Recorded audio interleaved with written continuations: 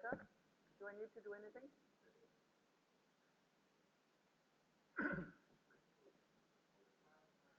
Okay.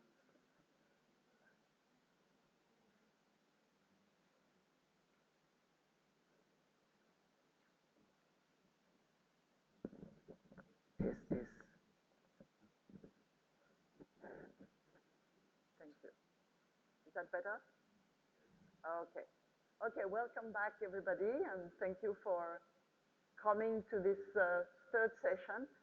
After two very interesting sessions this morning, we have big shoes to fill, but we have distinguished panelists with us to respond to this challenge. In the two sessions this morning, we talked about how middle-income countries and the fact that Asia is now dominated by middle-income countries is presenting new challenges and new opportunities, of course, for the region. But we highlighted also that some of these challenges and even the role of the private sector and some of the issues that middle-income countries are facing when considering going up the ladder of economic development, some of these issues cannot be solved only at the country level. So there is more and more an awareness that there is the need for cooperation at the regional level and for joint efforts among countries to address some of these issues. So some of these issues, of course, are linked to economic development. And trade has been and has always been the first step towards regional cooperation. It has been true in Europe, and it's also true in Asia. Asia is not going to be an exception to it. So when we talk about regional cooperation or integration, the first thought we have is to think about trade and exchange of goods, services, capital. But there is much more to it than just trade. So trade is definitely essential, but regional cooperation, we'll see in our panel discussion, is much more to that. If we look at the last decades of growth in Asia, and it was mentioned this morning, we can't be just amazed. We have to be amazed at the growth of Asia. And it's also an indication that Asia has been integrated in the rest of the world. But unfortunately, intra-regional integration has been lagging.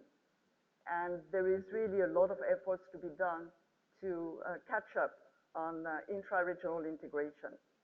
So that means actually that with the economic slowdown in Europe and the EU, which has been the driving force of Asian development, there is much more awareness and need for Asian countries to look at their regional markets, to look at how they can integrate regional value chains and how they can make the benefits, also take all the benefits of having middle-income countries.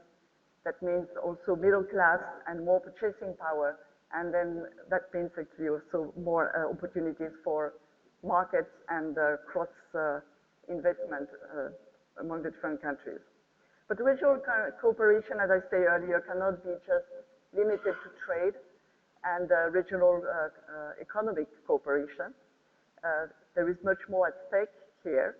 And investment in infrastructure, investment in cooperation in education, skill development, cooperation in technology, energy cooperation are all part of this regional cooperation that is discussed and that is aimed at.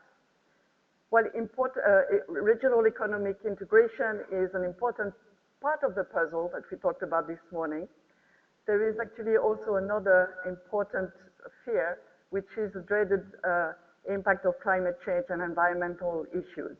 And again, that's one of the issues that cannot be solved just at the country level, but has to be solved at the regional level and even at the global level.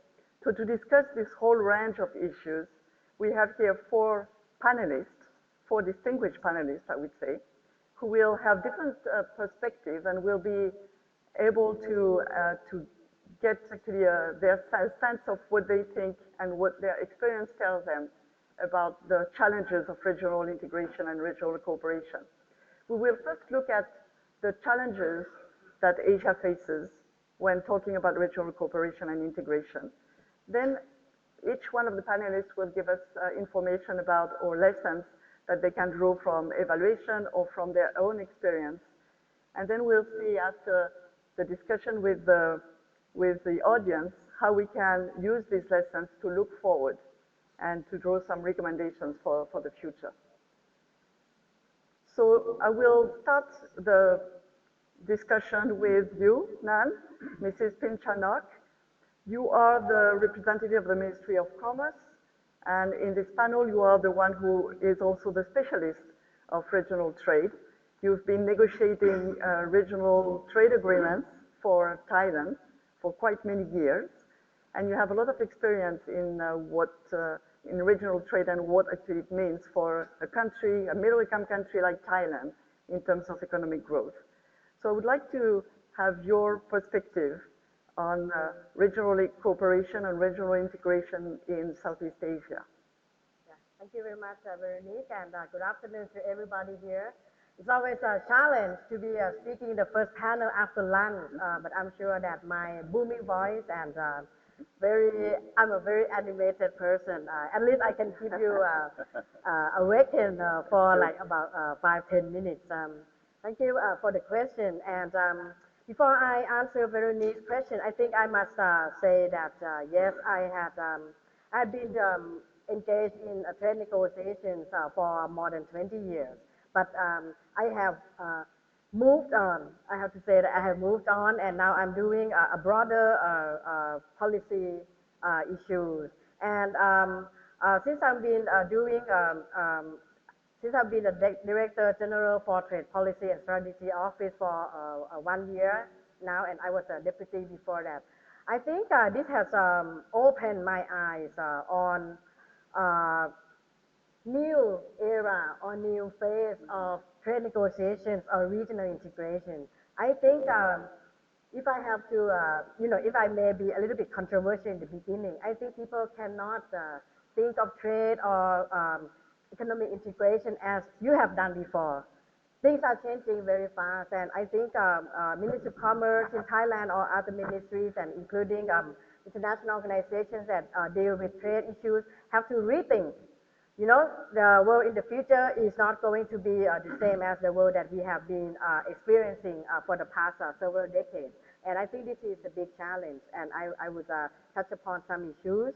So, but first I have to address the question of whether integration, economic integration has been useful for Asia, for ASEAN, and for Thailand. The answer is emphatically yes, of course. We have seen that the benefits of trade integration has led to increased export in Asia, regional, intra-Asian trade as well as intra-ASEAN trade. I can give you an example that in the past 10 years, intra-Asian trade has grown at 7.55%, while intra-ASEAN trade has grown at 5.46%. Maybe at the aggregate level, it doesn't appear to be very high, but when we take a closer look at country, in each country, for example, like a country in ASEAN, the intra-ASEAN trade, how we trade with each other has grown like in double digits.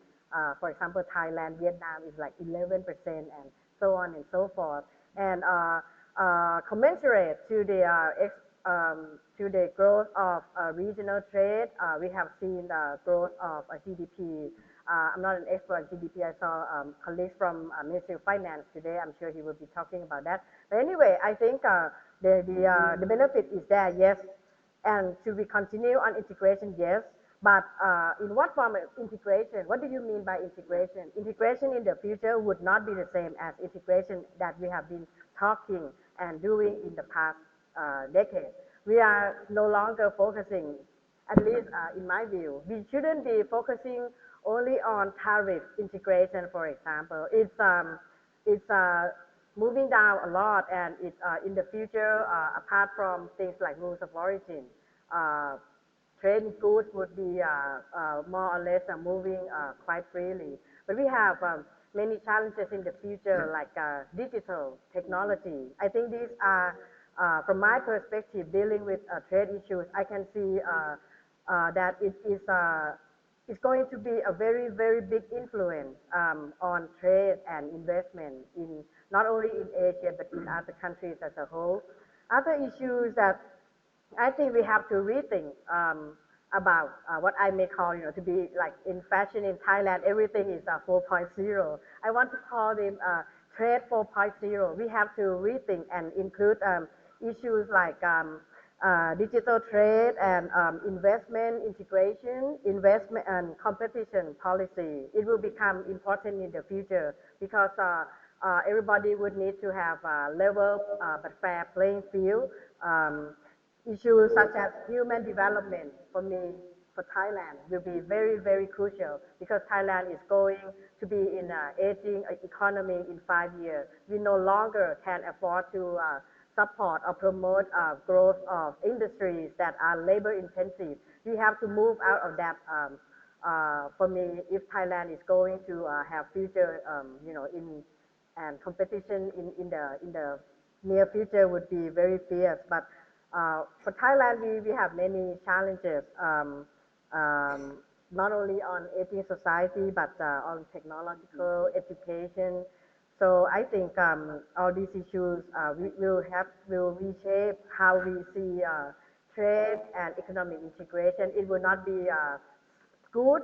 It will be more on services. It will be on people. It will be on digital integration. It will be on some what I would call institutional or policy integration. I can't find a proper word, but like regulation, it has to be converged, or there must be some convergence of rules in among countries. So the hard integration, such as road and physical connectivity, will have to be there for countries to reap benefit. But we also will have to focus on soft integration or connectivity in the future. So I would just stop here as my first round, but yeah, just maybe one more word that I would like to depart you with is that in the future we can not disregard issues such as sustainability and inclusivity, because these are the in my personal view, these are the causes of what difficulties the world is going through today. We have so many conflicts that have impact on trade and stuff like that. We would need to have things that Dr. Pui has called. I just found it on the cover of the book that you gave me. I really appreciate it. He said there are 4 things people have to focus: efficiency, freedom, justice, and kindness. I think kindness or inclusivity will be one of the key issues that we have to address in the future. Thank you. Thank you very much. Thank you very much also for highlighting the fact that there is a difference between regional cooperation and regional integration. When we talk about cooperation, it's actually exchanging goods, services, and it's agreeing on tariffs, maybe also agreeing on some of behind the borders regulations. But integration means really deciding on a set of regulations and laws that are going to decide and be imposed in a way on the different countries. And that's actually where we come to Europe, because Europe is one of the most integrated regions in the world. It's actually, trade has been the beginning of Europe with steel and coal right after World War II. So trade was definitely the first step, but Europe has been evolving over decades, the last decades, and with ups and downs, and actually we are maybe in this troubled time where we don't know whether it's going up or down, but it's a good example, and we have here Jan-Willem van der Kaaij from the European Investment Bank, who can give us the perspective or the experience from Europe, but not only the experience of Europe, but also the experience of the European Investment Bank, so a bank that has been operating in a context of middle-income countries and in a context of an already integrated region. So Jan-Willem, please. Okay, thank you, Véronique. I will try, first starting with the bigger foundation that is Europe, and then coming later on to the EIB specifically. Yeah, I think we are now with Europe, people ask, well, is the European integration, is that a success or a failure? Well, I'm an optimistic person anyway, but I think that I can say firmly, yes, I think that overall Europe is a success. And we are talking about how integration started with trade, steel and coal being the industries of Germany and France together. We should not forget that at the very beginning, the very big intention of Europe, of the European integration, was in fact to establish peace in Europe after the devastation of the Second World War. And if you take that into account and look that after the establishment of the EU, which started as a European Community, the EC, we have now there in Europe a period of 6 years of peace. And when you look 6 years back from 1955 onwards, 57 onwards, what a difference that has given. I think in that sense you can say that it is a real success we should not forget. And of course there are ups and downs. We have gone now through also a difficult period. First we had a good period with getting the enlargement from, well, 6 countries to 11, 12, all the Eastern European countries to 28. Maybe a couple of years we are back to 27. But it has grown. Then we have seen in the economic sense problems, in particular financial crisis, which was in particular was hitting the countries in the south of Europe very hardly. And of course we have now, let's say, more a political dimension with the looming Brexit. And behind Brexit, when you look to other countries, there's also, let's say, the relations between the European Union, the institution of the European Union, and its citizens. I think that's an issue which we have to address, how we can bridge the gap between the European citizens and what we are doing at European institutions. When you look to the last 60 years of, and we try to get some lessons from the European experience, because I'm not saying that although Europe is the most integrated area of the world, that we should do everything like it has been done. No, on the contrary, but we can draw some lessons. And I've taken together, let's say, 4 lessons. And the first is, it was already said, that integration has several dimensions. It starts with trade, but you have also the financial integration, you have monetary integration, you have cooperation integration in the regulatory scene, and of course the political one.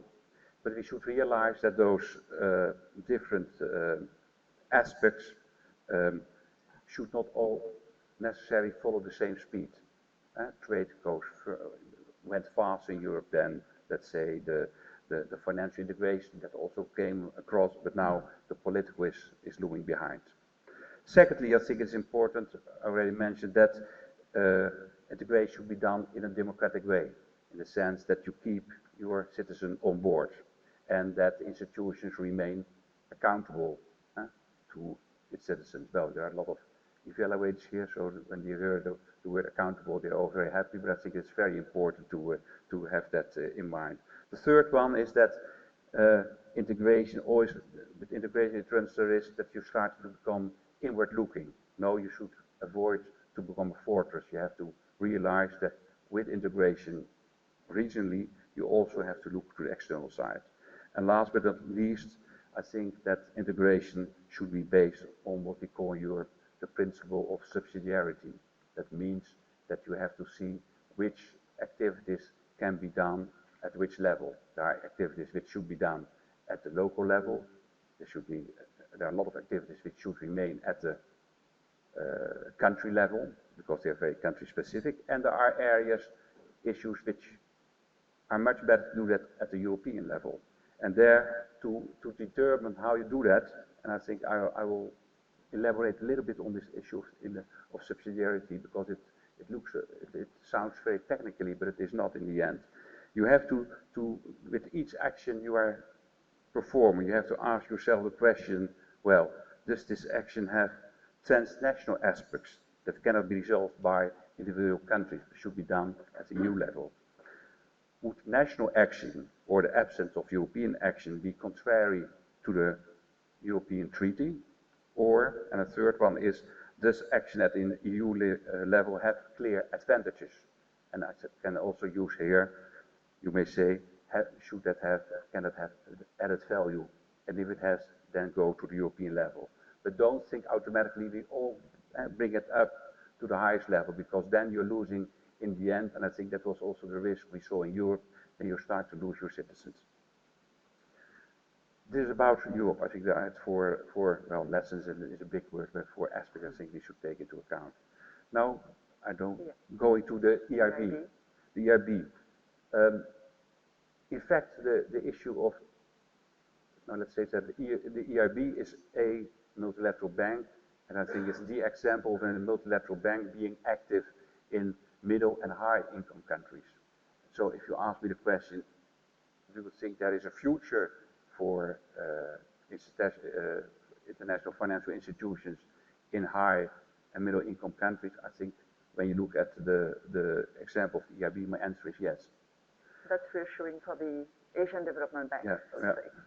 And I can give, and maybe later on we can come back to that, but I think the name of the game is added value, or in fact also subsidiarity. It is very important when you as an IFI operate in a high or middle income country that you really realize yourself the things I'm doing here, do they add value to the country, to our clients? It can also be the private sector. And if not, don't do it because you're starting to be a competitor of the private sector. But when you look at the EIB, I think we have gone more and more in the direction of trying to, we have positioned ourselves as we call it a crowding in bank. We give some financial, non-financial benefits to our clients, private sector, public sector. People like to do that, but in the end, most important is that we leverage public and private sector investments. And we do that with a whole new range of instruments, not only with debt instruments, but also with quasi-equity and equity instruments, and take more risks. And I will stop here to give you one example. Maybe you've heard about the Juncker plan. After the financial crisis was the new chair of the Commission, the European Commission came with an investment plan for Europe, and then with combining guarantees for the European budget around 20 billion.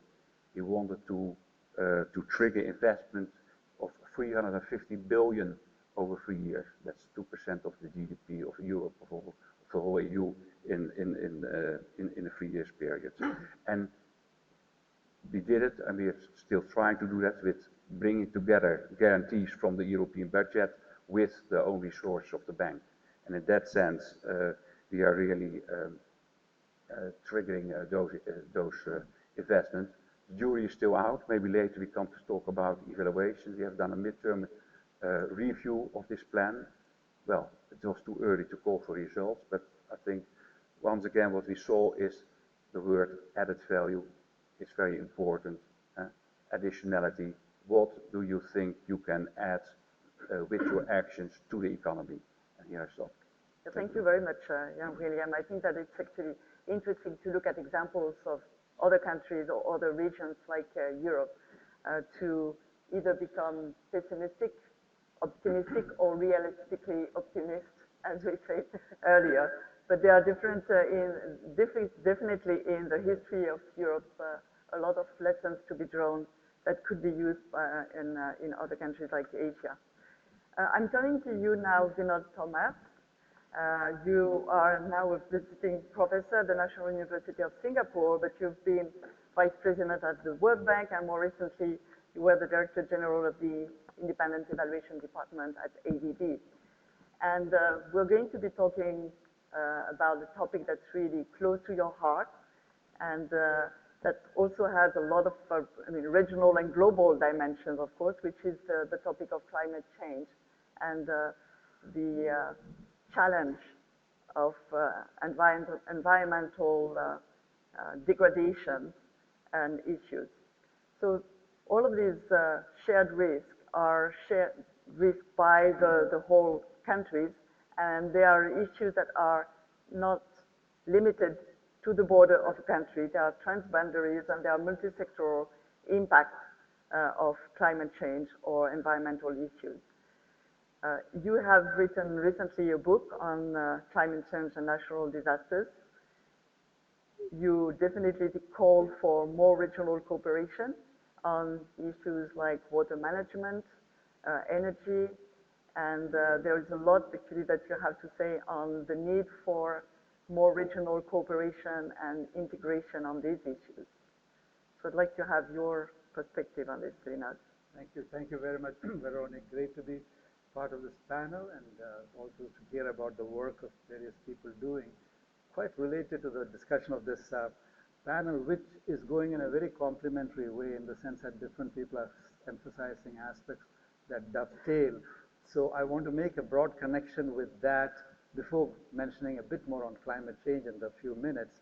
And a broad connection is that, I mean, you could ask the question, if the world was just one and we just had one currency and people could just flow from place to place with no restrictions, would the welfare be better? And we can discuss this quite a bit. You can clearly see some differences that will emerge. Some may not like it as much as others. And the aggregate welfare that is taken together is likely to be better. But the differences across people probably going to be very, very difficult and controversial. So we have differences.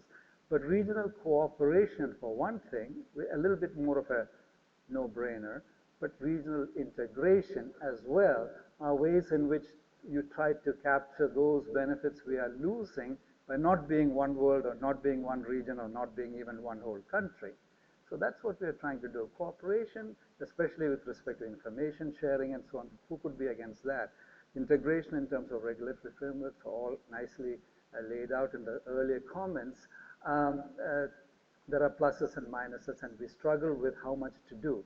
Organizations like the ADB, analytical work from Thammasat and others, all of them, and evaluations from 3IE, all of them try to get at this. But one finding I wanted to put on the table, which is surprising to me, which is regional integration efforts, they produce some difficulties, they produce some costs, they produce some hesitation in working together. So to put together projects that cover more than one country, many of the people in operations would say, well, this is too much trouble, it's not worth it. Sometimes we have to go to the lowest common denominator. So there are these piling costs of having projects that are cross-boundary, trade, health, and so on. So the question could be asked, well, taking that into account, are these projects better for those types of themes than if it were just a single country?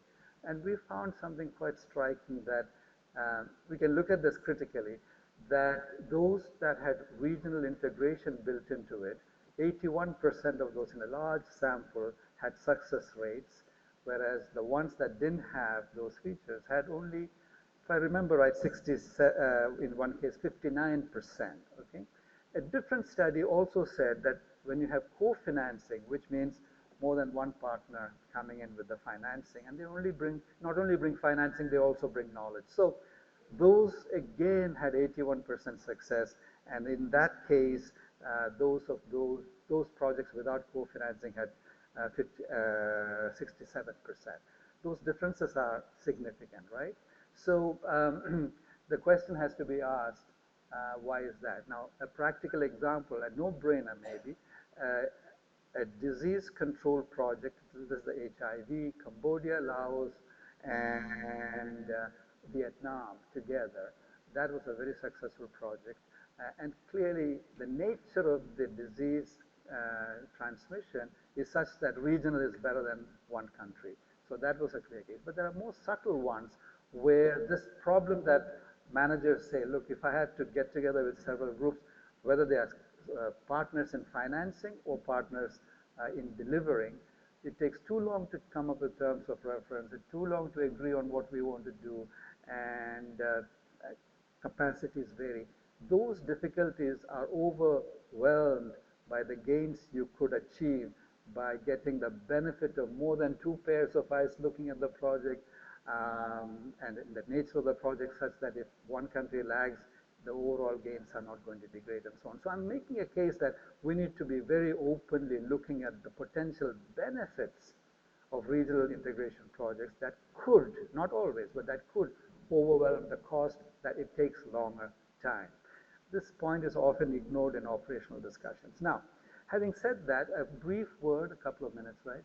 A brief word on the mother of all so-called externalities that make regional and global essential. So there are varying degrees. Trade, yeah, we should have. Information sharing, yes, we should have. making shoes and selling them across the border. It would be good to have information sharing. But even if you didn't, private sector will do the things that are needed to make this happen. So there is a question how much to push beyond what would have happened anyway. But there are some areas where private sector will not do enough. Some are on the positive side and some are on the negative side. On the positive side, vaccination. If I vaccinated, not only do I benefit, but everybody benefits. But I have to go somewhere to get it done. So you underperform on vaccinations, primary education, and a whole list of things. Those, especially across boundaries, can lag. And so there is a clear case on the positive side to do those things that grace the benefits to all. And health is really a quintessential area. The other one, what I call the mother of all externalities, on the negative side, pollution. And that means if you don't clean up your upstream water, those downstream will suffer. But you have not much of an incentive to do that unless you say, look, this is a regional integration or a global integration project and we need to come together and do so. Are the gains worth the cost? Huge, because this would not happen automatically. And so when the Trump administration says, there may be climate change and it may even be man-made, but the private sector will offer the best solution. They're missing a key point that because these are so-called in the economic jargon, negative externalities, what I do, I don't take into account the harm it causes to the others. There is a room for regulation and smart and effective and efficient regulation. This is sound economics. This is not fluffy economics, but one that is often forgotten by the decision makers. And so climate change is the top one. I'll close with a reason why climate change action lags the scientific knowledge by such large amount. One, people think this is in the distant future, and that is not true anymore. Thailand would vouch for it. The Pacific Island case has made that point. Number two, you think that the harm is for other people and not for us, so we can wait.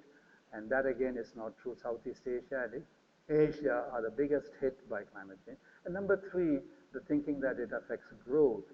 In this morning session, there was a discussion of that. But here the big point is that not only is it something that you could go with growth, but the way climate change is impacting, especially from some of the presentations on the performance of countries, Southeast Asia and Asia will not be able to grow at 5 to 6% in the future if climate change and sustainability of the environment were not addressed. Thank you. Yeah, thank you, Vinod, and thank you for highlighting the fact that it's not just about regional cooperation for the sake of it, that it actually makes a lot of business sense to work together and to develop the region, not just in terms of economic benefits, but also in terms of existential benefits. Actually, we are reaching that level where it's not only an opportunity, but definitely a necessity to look at some issues more regionally. Thank you also for highlighting the lessons from evaluation, showing that even though regional projects or programs may look more complex and more costly at once, there are actually benefits for them and working more regionally.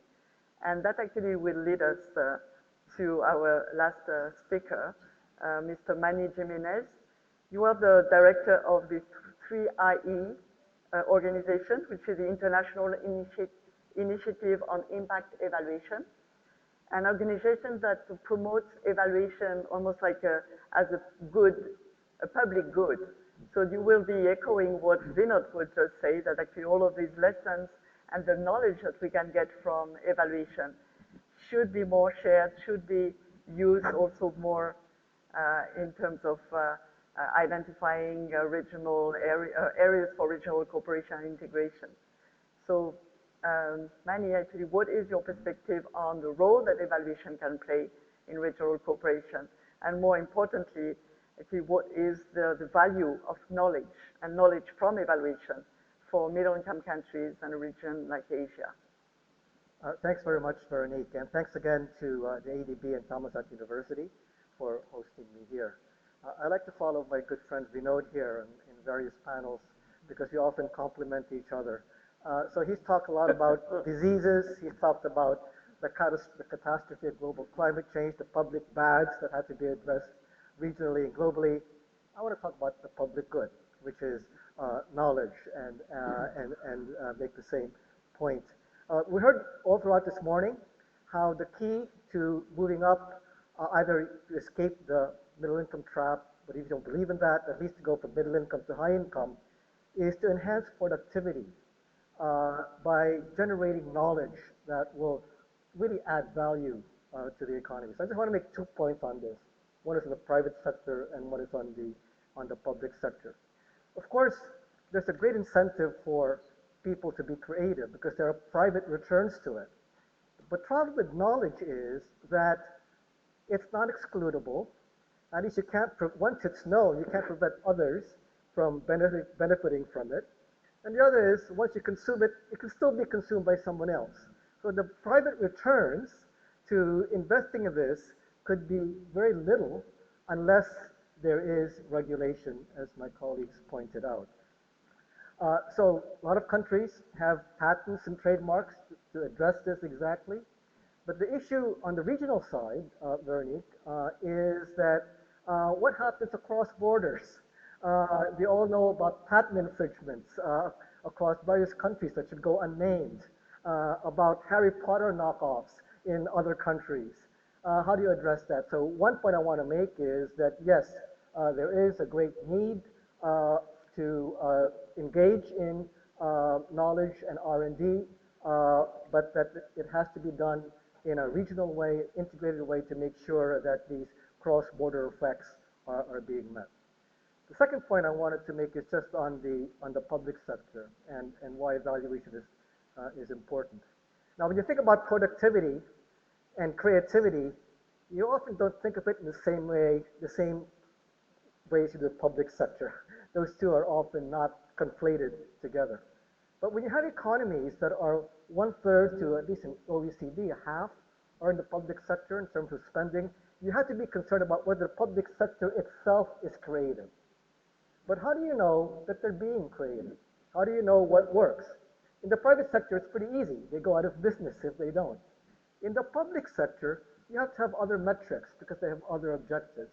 And that's why evaluation, the kind of things that IED does, kind of things that we do, and not doing this because you invited me, Marvin, I would have said that anyway, is really, really key to doing this. Because what it does is it holds people accountable for results. And secondly, and I think even more importantly, it helps people learn. And this is a regional public good, I would argue, because what we learn globally is perhaps not as valuable as what we learn regionally from countries that are more similar to each other. Let me give you an example of one public sector innovation that has spread very widely.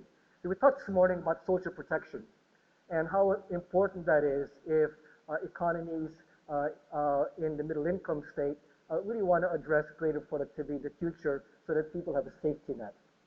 So in the mid-1990s, Mexico wanted to shift from a very inefficient, very costly food subsidy scheme to one that would target investments in transfers to the poor, but also incentivize their population to invest in human capital, in education and health.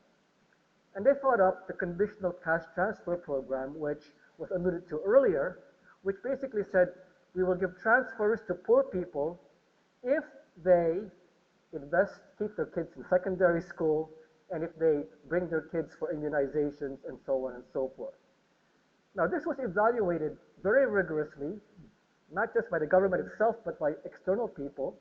The Mexican government commissioned this work.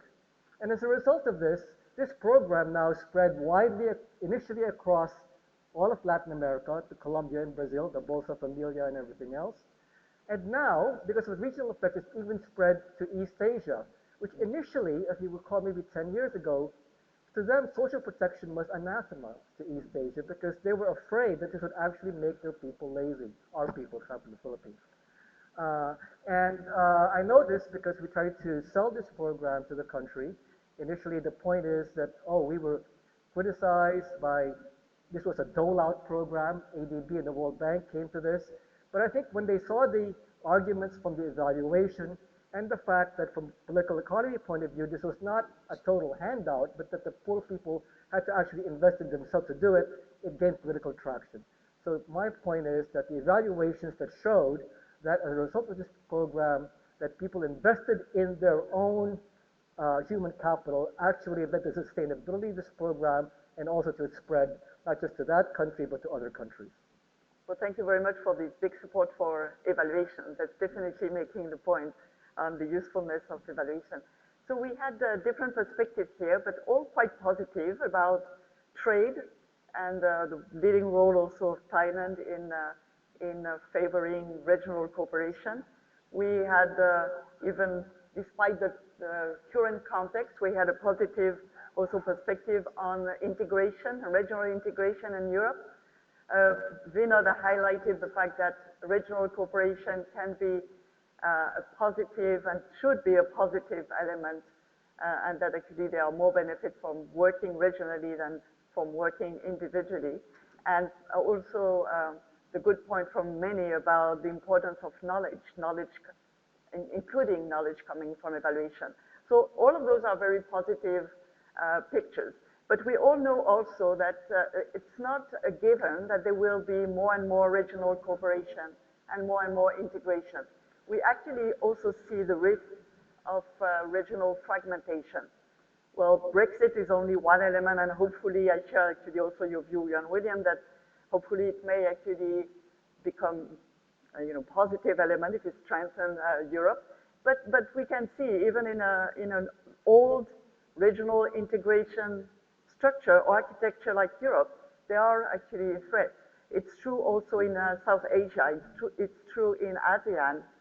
So rapidly, actually, could you highlight if maybe your perspective on that? Do you think that there is a risk of regional fragmentation and not just regional, kind of a nice trend towards more regional integration? Nan, maybe in the region. Okay, to start it off. Of course. Do you think there is a risk in ASEAN? Yeah, like I tell John Willem, I call them our challenges. It's something that we have to overcome. Not all is well with integration, but I believe that integration will happen anyway. You cannot stop it because of technology, because of like transport. People travel all around the world. Digital integration is taking place every day. We know. I talked to your organizer in the Philippines without seeing him several times. So integration will occur naturally. We cannot stop it. But will it be beneficial to everybody, everyone? No. The answer is no. And for me, that is the important challenge. It comes back to your point about inclusive integration. Inclusive, and I think for me, when I think about inclusivity, I'm not thinking in theoretical terms only. I'm a practitioner. Sometimes, frankly, when I listen to people in from the World Bank or ADB talking about inclusivity in a very abstract term, it gives me headache. I want World Bank or ADB or IMF to come up with something that is really concrete, that would reduce or increase inclusivity. For example, we have to highlight the fact that challenges will be faced by farmers in the countries such as Thailand, where the majority of our export is from industrial sector, but about 50% of our population is still engaged in farming sector, and they are the ones who are at disadvantage with or without disintegration. Like I said, integration will continue, but we have to really think about who are getting left behind. And for me, farmers, SMEs, they are really at the disadvantage from this integration. I think we have to address those. Another issue that I would like to highlight is education. And it's been discussed here in Thailand a lot that education, we are lacking behind education. But I'm not an expert in education, I didn't even graduate from Thailand University. So I'm not in a position to criticize. I just graduated from high school here. But I can see that it's a challenge that are common in many developing countries. So I would say that it's something that ADB or other organizations should really taken up in order to reduce to address the challenges. And lastly, I think the question of another maybe controversial issue, government officials like me have to be reformed. We cannot think of controlling or regulating. When I heard Mr. Vinod or even my colleague from Europe talk about more and more regulation. No, we cannot in the future because technological integration will take place and it will making government officials like me redundant. I'm sure computer will be able to do the tariff negotiation very well in the future. It's like a chef. You just key in one number and you will see all the changes. And you can talk to the Chinese counterpart. Yeah, I want this HS code to down to 0.5%. Blah blah blah. You don't need people or government officials in certain things, and so we have to reform our mind. We have to facilitate rather than regulate. Things in the future will occur out of government realms. It will be more on business side. It will be on normal people. So government officials have to be reformed too. They have to think out of the box, and they have to have like more facilitating as the top priority rather than regulating, because the world is not going that way. The world is going to be loose structure. We have to prepare for that. So maybe the ADB also can come up with something that would help governments reform, or at least to try to redirect our thinking so that we will be ready for the future. That's few of my thoughts here. Yeah, thank you very much, and thank you for highlighting the fact that some part of the population within Asia may actually be very, not skeptical, but even feared by the prospect of more regional cooperation. Definitely farmers, micro-enterprises and small enterprises, because they are not necessarily equipped to face regional cooperation and integration. And a good point also about changing the mind frame. And although actually I would say that a good regulation would be a regulation that facilitates trade, not a regulation that constrains. So I don't see the necessary dichotomy, but you are right that very often regulations don't necessarily facilitate. Yeah, just 1 minute too. I was in Brussels for 3.5 years, and the EU Commission, they always think of more and more and more and more regulations. It really strangle our export. But that's a very good point, because that's actually a threat. The EU Commission think of how best to to keep animal welfare. But okay, I'm animal lover, but they think too much. Maybe they think too much. Jan William, do you think that actually in Europe we think too much? Pardon that? Do you think that we think too much as the European Union? No, not that we think too much. Or not well enough? Over-regulating. Over-regulating too much, because what Nan has expressed, I think, is also, let's say, an expression you often hear generally from the public, from the citizens in Europe. That was, I think, also one of the issues behind the fact that even now in the last Lisbon Treaty, the word subsidiarity was taken on board, because there was this feeling that there was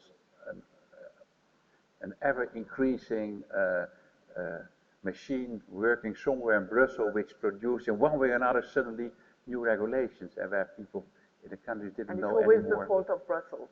Yeah, and then it was always because, well, it is not only integration, but in the world at the moment you see more, generally there is dissatisfaction with the public, and they are voicing their criticism, often rightly, to their leaders, but also to more faraway bureaucracies like the EU. Yeah. Thank you. But yeah. about these issues, well, of course, in the ideal world, we would also like to see development being a smooth line going up and up and up and up. without any setbacks. But we all know that history doesn't work like that. In fact, maybe when you look back, whatever you talk about, you need maybe problems to take 2 steps further, to go further. Yeah. And problems make you think, and I think that's important. For example, what we have seen in Europe is, let me say it in a different way. Brexit, we were talking about Brexit. I think that Brexit is a kind of watershed in the European history, because I think it was the first time since we started in the 57 with this integration project that people said, hey, it is not only that we will only integrate more and more deep and more countries, and it's the first time that hey, there's a possibility we are not going from 6 to 15 to 20 to 28, but it's also possible to go back from 28 to 27. So that was, I think, a kind of mental shock for a lot of people to see that happening. The same happens with, let's say, the monetary integration. Or the MU is still, and I think remain with the same number, or will increase at a certain moment. The problems Europe was facing in Greece did them realize that monetary integration was not something which would go on smoothly without taking other measures more on the economic field to help to support those countries which were, let's say, less strong in the economic development in order to keep the monetary union together. And I think that Nan mentioned the words inclusive integration. And I think that's very important. You've seen it in Europe with Greece, that we need inclusive integration. And you also see that when I'm talking about my bank, the European Investment Bank, and about the EU in general, that one of the main objectives have always been what we call social and economic cohesion in the EU. Trying to bring those parts of Europe which are behind, to bring them up. Disparities to fight disparities. And I think if we don't do that, and if we disregard I think the increasing inequality in the world, but also in Europe, I think we're on the wrong side. So I think that's very much in favor. Disparities and inequality may be a risk as much as an opportunity also for regional cooperation and integration. Vinod, actually, what about your perspective on potential threats for two regional cooperation and integration that may really be a challenge for global issues or public goods? Right. Thank you. I was thinking that this panel is going to be all agreement on all things, but I think Pinchanov said something which I wanted to comment on, if it's okay. On the regulation, the general picture clearly is there's probably too much ineffective regulation that we want to streamline. But I think we really have to make a distinction between good regulation and bad regulation, such as good cholesterol is something we want more of, but bad cholesterol is what we want to cut. So when the Trump administration cuts the Environmental Protection Agency by 31%, that is missing the point that cleaner water and cleaner air will not happen automatically. I wish it would happen by goodness of people's hearts, but it doesn't, because you are less concerned about the effect you have on others. So that's why we have red lights, although people would try to avoid accidents, but the red lights guide you to making sure that it doesn't happen too much, or vaccinations and so on that I mentioned earlier. So the case for this kind of intervention, it should not be viewed as something negative. It obviously has to be done well, and so history is full of bad examples of heavy government hand, and the failure of government intervention compared to market intervention may be even bigger. But that said, going forward, and linking back to the discussion of this morning's middle income trap, it's critical that we don't take a view that going from low income to middle income to high income is a simple matter of linearly doing everything that we did without improving sustainability, without improving inclusion, and without improving governance. We need to facilitate or create mechanisms to make sure that the society is more inclusive, that it's more sustainable, and the governance improves. Otherwise, it's not only an undesirable situation, but the growth of Thailand and Southeast Asia and Asia, as we have known it, will not be possible because of the of the constraints that are being put on the countries from climate change, from inequality, and all of this then relates to the question of integration as well. I think maybe panelists have given lots of feedback on the question from Véronique, but if you take a country, a big country like India, there are parts of the country who would probably feel that you are held back in your full potential by being part of the large, and some who feel that you are furthered by being part of the full. And so the differences across regions and countries are very different with respect to what they would like to see in terms of integration. But taken together, it is probably the case that more integration brings a better welfare for the aggregate, with a lot of differences across groups. So I'd like to, before we come to questions from the audience, we would like to see Many, if you have any feedback on what evaluation says about it. So one reaction and then two threats. Yes. The reaction is on the debate, so to speak, that's just been had on regulation. This is precisely why evaluation is needed. Because there have been evaluations, for example, even in India, of what makes for good regulatory control of emissions. There are some bad ways, good ways of doing that, and certainly evaluation is key. Let me just mention two threats, though, in today's world, as I see it, on this learning agenda that I'm trying to push. One is, in order to address knowledge as a regional public good, it needs public subsidies, and I would argue international public subsidies, because it is a public good. In a world where, shall we say, people think we're in a post-truth environment, the appetite for learning what actually works is less than it was. So I think that is one threat that I think it argues all the more for this kind of evaluation. The second threat is the self-confidence of governments.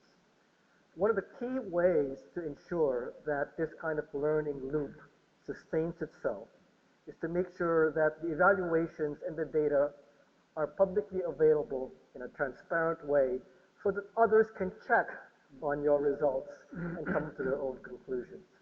That takes an extraordinary amount of self-confidence in a public sector that arguably may not already be in a very risk-taking mood in terms of creativity. But people have done it, and there are ways to do it, and we can talk a little bit about later, but those are two threats that I see going forward. Well, thank you very much. I think we've touched on a lot of topics, but I'm sure that there are even more questions from the audience. So we'll take a series of 3 questions, and we'll see also the questions coming from the pigeonhole. With reference to the most integrated region in the world, it reminds me of a remark given by one of the EU officials who paid a visit to our Faculty of Economics. He mentioned that, in fact, a single currency union is not the final objective of this integration, but rather the political union is the ultimate one. That reminds me, so I would like to ask, even though it seems quite remote, that if a single currency union turns into a political union, how will it affect the global socio-economic and political environment, even though it's quite remote? But if you think we should not pay attention to this kind of, remote question, then I wouldn't mind that if you don't answer. Thank you. Well, I think that's actually not a remote question in Europe. That's definitely at the heart.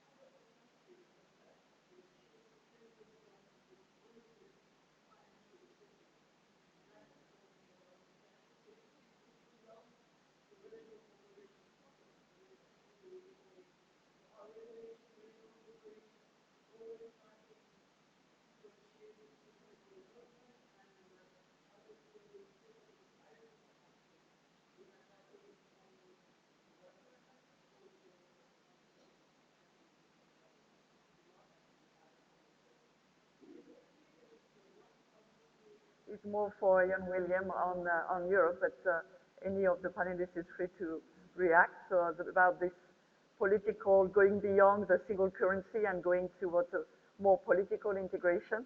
That's a very hot topic these days in Europe. Then we have a question on evaluation, and that would be more for the evaluators here, and we have many, and maybe Vinod or Jan William also who can talk about it. And regulation, sustainability, maybe Nam, you will be able to give your perspective on it. Jan Willem, do you want to start? Yes, well, it was a very interesting question, and I think it's not only a question which is presently very valid and important, but I think it's a question which I think has dominated the debate about the monetary union from the beginning. In fact, just to go a little bit back, there were two schools of thought in Europe at the beginning of the monetary union and also still now. The first one is to say, okay, we start with a monetary union, and because of the requirements that this monetary union asks for, we will grow gradually into a political union. While others say, no, no, no, we should not do it in that way. In fact, they said, and they lost the battle, in fact, they said, no, in fact, you need first a kind of political union or an economic union before you can come to a monetary union. So it is a debate which goes on already for a long time. Let's assume now that we will grow into a political union. Then the question was, how does it, is this good or bad? I assume this is good or bad for the world, I think. And I think that depends very, very much about how such a union will behave. I said at the beginning, when I was referring to 4 lessons learned, that we should be careful not to become, with our regional integration, a kind of fortress. I think the same holds true for a monetary union. You can see a monetary union as a kind of part of an, let's say, global system which will be dominated by a couple of currencies which might work together very well. Or you can say, well, it will be a separate union which is much more in competition with the rest, and where there is no IMF or a body doing the same kind of task as the IMF to see how you cooperate in that sense. So I think it's very much depending on how this monetary political union would evolve. It's not a very concrete answer, but I think it's very difficult to look in the future. Definitely different types of political trends behind it. Vinod, would you like to respond on the evaluation, maybe, or Okay. or any of the other questions that you feel inspired by? I think Manny might do the evaluation. Would Okay. like to comment on the sustainability? Is that Of course, yeah. I wonder if the number of votes were on sustainability of the whole development or environmental. It's more the question in the pigeonhole is more about the cost in a way of sustainable development when you are a country with limited resources. Environmental sustainability. Yes, yeah. Okay. Well, it's not specifically, but this is a- sustainable development with limited financial resources and lack of economic development potential. So that's This is a the way I question, understand it. on everybody's minds, and it's been heightened in the discussion of the Paris negotiations, because if there are issues like climate change that weighs on everybody, and as I mentioned earlier, one thought is that, oh, this is an issue that will come up later, not yet, although we're seeing natural disasters destroying livelihoods and lives in our own lifetime. Still, there is a thinking, well, can we get our current problems done because resources are tight? Sustainability looks like a long-term thing. That's a luxury. We can wait on that. I think the evidence says that you cannot wait on that because the costs are right now.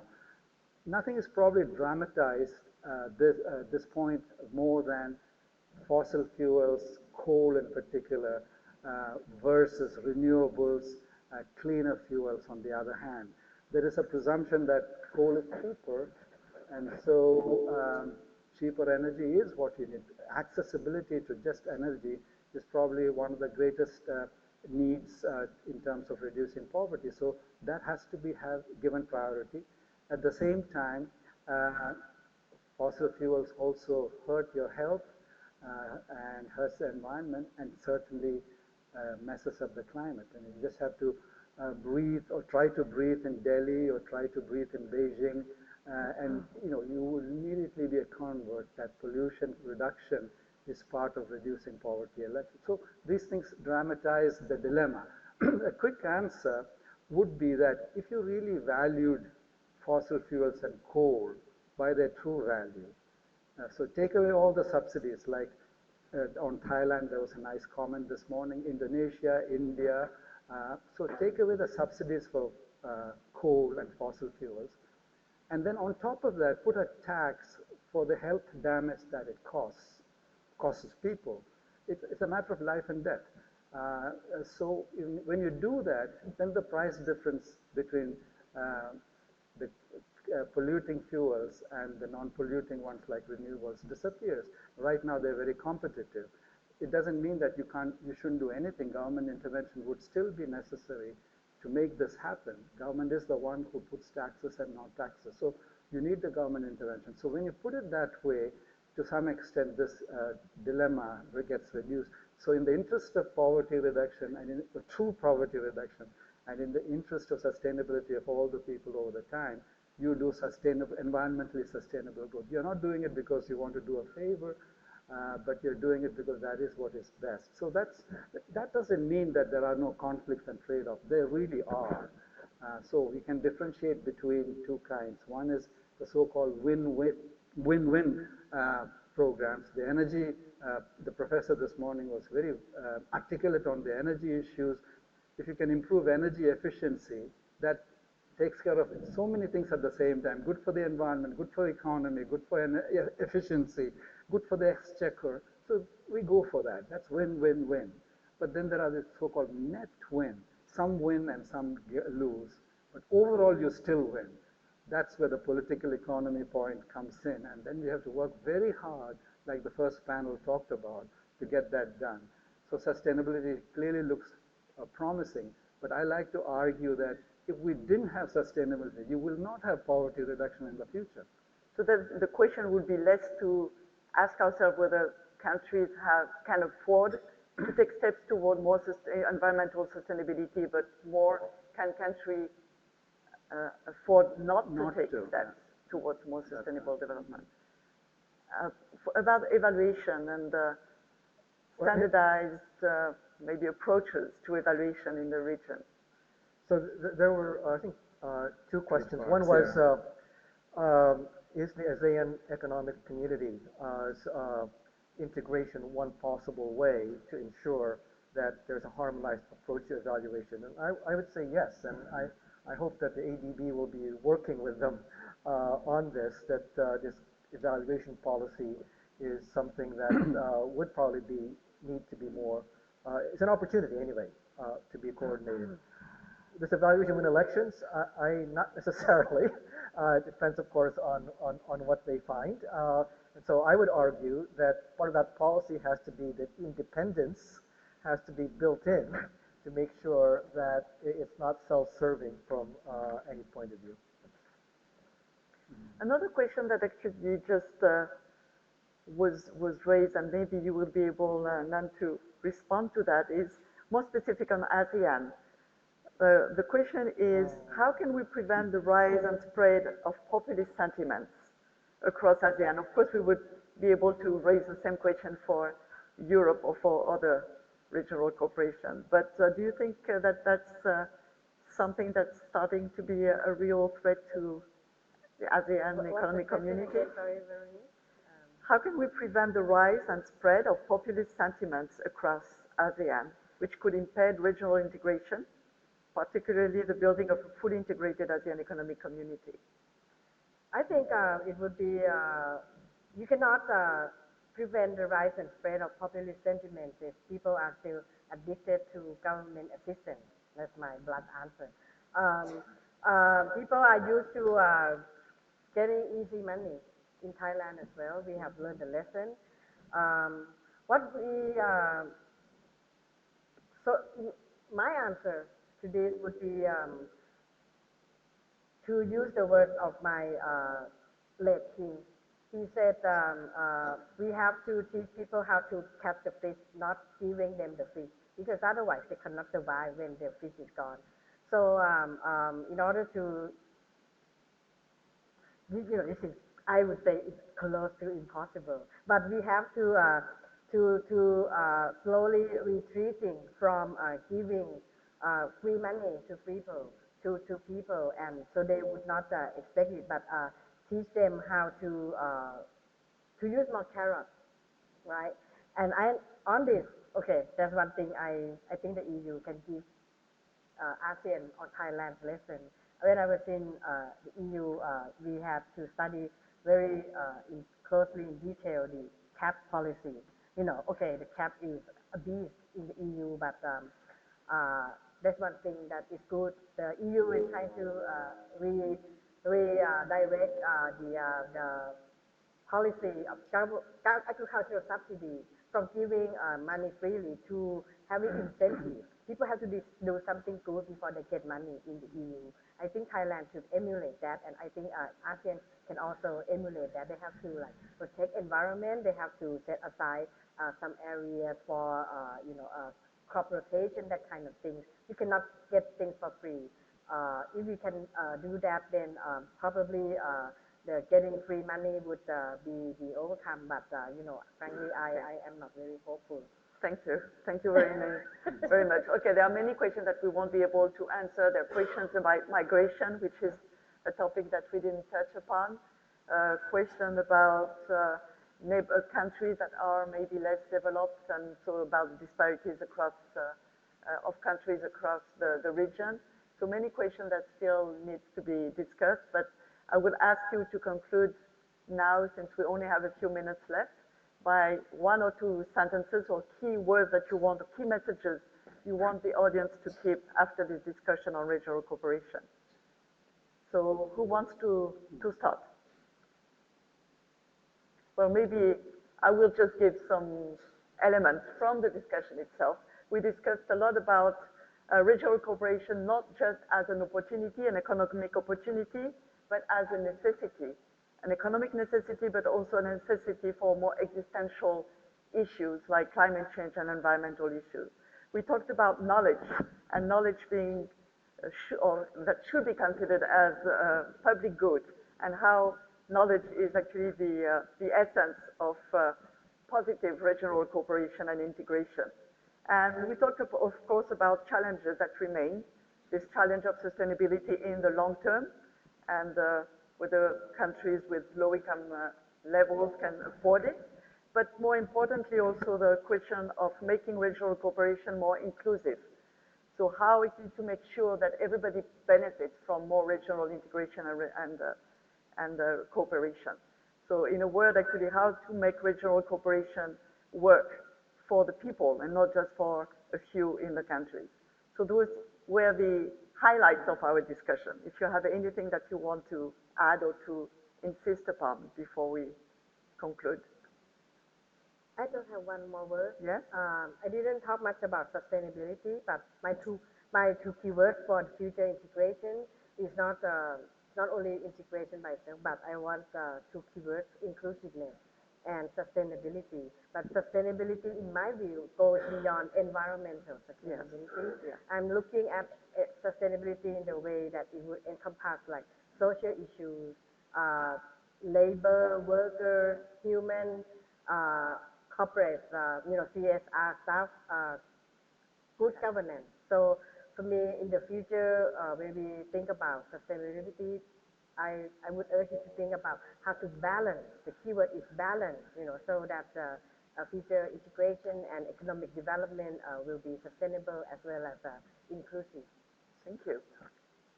Any key words that you want to highlight, Mane? Just one thing. I think one of the things I heard today and especially this afternoon is inclusivity and how important that is. And if you look at the SDGs, of course, looking not just average effects of different interventions, but looking at how it differentiates across different groups, men, women, different income groups, different ethnicities is going to be key. I think we shouldn't underestimate that this will actually cost us more in terms of looking at these effects, because that means that we have to look at more in its aggregated way what these effects are. Thank you. Vinod? Just one word that can you hear? Yeah, it's fine. Yeah. One word that Manny has talked about evaluation, and there are surprises in evaluation. So whether it's inclusion or sustainability on the environmental side or good governance, you are surprised by some of the findings that you get from evidence-based evaluation, and that requires an open mind to change your thinking as you go along. Thank you. Can William? Yeah, just listening to the discussion about the regional integration, and was a word two words which came across very often. Another word was two words which came across often in this discussion was public goods. Yeah. And we try to link themselves. I would say maybe a definition, one of the definitions of regional integration might be that it is, let's say, the embodiment of regional integration, the embodiment of the provision of public goods at the country level, so that regional integration at least has the task that to smooth out the difference between countries in order to show them what the regional public good might be of certain actions. I think that's well, thank you very much. And all of your contributed words actually show also that there is need for more evaluation in the future to learn from it. So thank you very much. We can come evaluate in Thailand again. Well, there is much to evaluate everywhere. So please join me in thanking our panelists. And thank you very much for this. Thank you. Thank you. And thank you to the audience also.